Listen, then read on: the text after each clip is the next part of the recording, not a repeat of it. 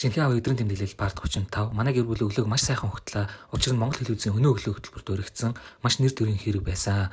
Үздэг нэвтрүүлэгтээ ингээд ороод явж яах гэж бүр төсөөлөөчгүй. Үнэхээр гоё дурсамжийг бүтээж өгсөн Монгол телевизийнхэндээ маш их баярлалаа.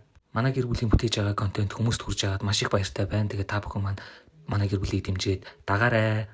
Баярлаа. Нэвтрүүлэгтээ орчоод эхнэр хүүхдээ гэртээ буулгачаад ажил руугаа явсан. Ажил дээрээ ирээд Өвөрангай аймагт баригдаж байгаа манай төсөөл болох тусгай хүүхдийн цэцэрлэгийн төсөл манай Улсын комисс хүлээж авах гэдэг болохоор зохиолч нэгдсэн дүгнэлтэд бичиж байж байна.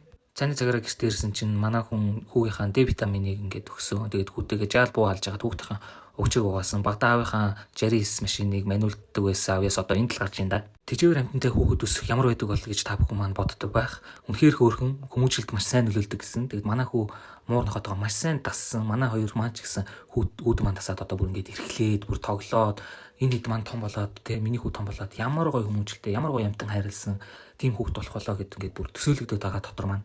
За тэгээд хүүгийнхаа сүүг өгсөө. За та бүхэндээ хэлээвэз бада аавынхаа машиныг маниулддаг гэсэн авьяас одоо энэ мөчтөл маш их хэрэг болж байна да. Энэ орвогийн хамгийн гоё чимээний нэг нь бол яалтчгүй хүүхд ингээд хөхөж байгаа ууж байгаа энэ чимээ байт юм лээ те.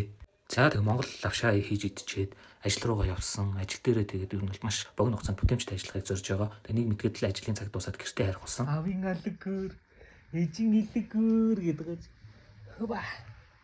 Аавын алгөр, ээжийн илгөр гэж одоо юу ч хийдин те. Амандаа орсноос та сайхан ярьж өгдөг юм шүү дээ би чинь. За тэгээд хүүгээ усанд оруулаад өнөөдрийн үйл ажиллагаа маань ингээд өндөрлөж байгаамаа. Дараагийн партуудаараа уулзтлаа. Түр баяртай.